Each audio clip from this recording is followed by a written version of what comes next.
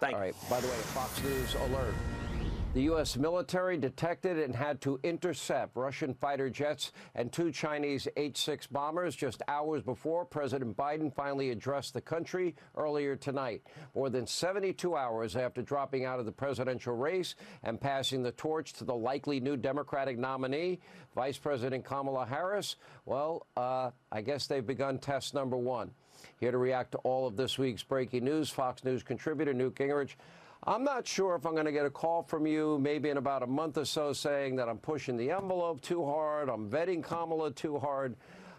Clearly, they are testing Kamala Harris. There's no way you will ever convince me that President Xi, Vladimir Putin, the mullahs in Iran, Kim Jong-un are ever going to have any respect for her. I don't believe that's true. Well, let me just point out the news break you just had should be sobering for every American. If you now have Chinese and Russian military aircraft collaborating off the Alaskan coast, testing our capabilities, so it's a joint Chinese-Russian development, that's a very serious shift in the balance of military power. And I think that we ought to be aware of the fact that weakness by the Biden administration has encouraged the dictators to believe they can get away with virtually anything.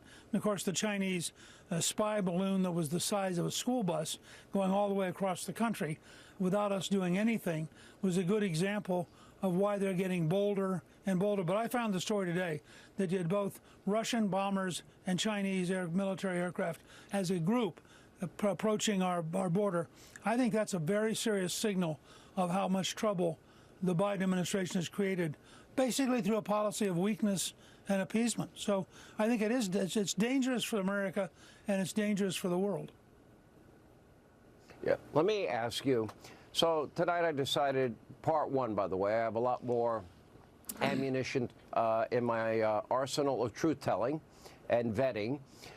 You did warn me that I might be going a little hard about Barack Obama, but compared to Barack Obama and Kamala Harris, Barack's a moderate. I mean, you heard her in her own words. What is your reaction to what you heard tonight? And what does every 18 to 24-year-old think being called stupid by Kamala Harris? Well, first of all, I hope every 18 to 24-year-old hears that, because then they'll all vote for Trump. I think that would be helpful. But look, I don't think you can go too far with Kamala Harris. She is a San Francisco radical. She is to the left of Bernie Sanders.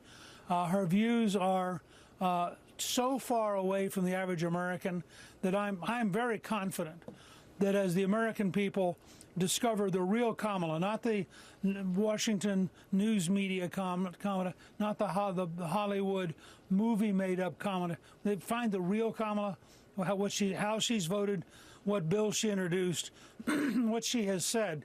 I think she will melt like George McGovern and Mike Dukakis, because I think the average American will not want to have a radical San Francisco candidate who personifies everything, first of all, which has destroyed San Francisco. I mean, people will go there now and look at the human feces in the street, look at the drug syringes in the street, look at how much the population of homeless has exploded. That's the city that she was the district attorney in. She represents its values. And by the way, she only got to be the presidential candidate because the super boss of San Francisco, Nancy Pelosi, empowered Joe Biden just brutalized him into having to resign, and then pivoted within an hour and began pushing Kamala. And so this is one of the least American behaviors. This was a total coup against a sitting president of the United States by his own friends to drive him out of office, even when he'd gotten 14.5 million votes, and to replace him with their puppet, who got 0 votes. She got no votes when she ran on her own in 2000, and she's never been on the ballot by herself. And yet now we're told by people like Biden's speech tonight on the importance of democracy. Well, if democracy matters, how can the Democrats, how can they nominate her? Let me ask you this. Among some Republicans and conservatives I know, There seems to be a little bit of fear. Oh, no, they thought it was going to be Joe. Oh, no, they fear the change. Most people don't know about Kamala Harris yet. They will know by the time early voting starts in 54 days, and we're a little over 100 days away from Election Day. And, you know, what I'm realizing is they don't know that this is a honeymoon period.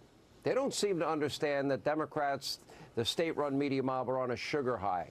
When does that go away?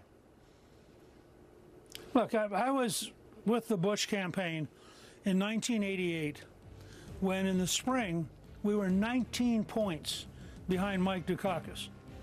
And all summer we just told the truth. We talked about his record. We talked about what he had done. We didn't attack him as a person.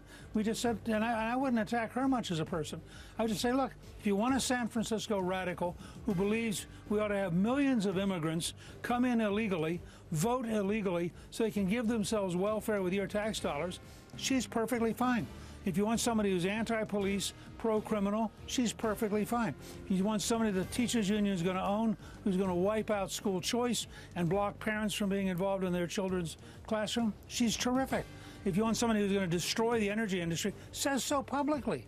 She's going to destroy the energy. You know, her message when she was campaigning last time to Pennsylvanians was, well, we'll help you get transition jobs. Those transition jobs are never going to compare to the energy jobs they have in Western Pennsylvania. All right, Speaker Gingrich, thank you.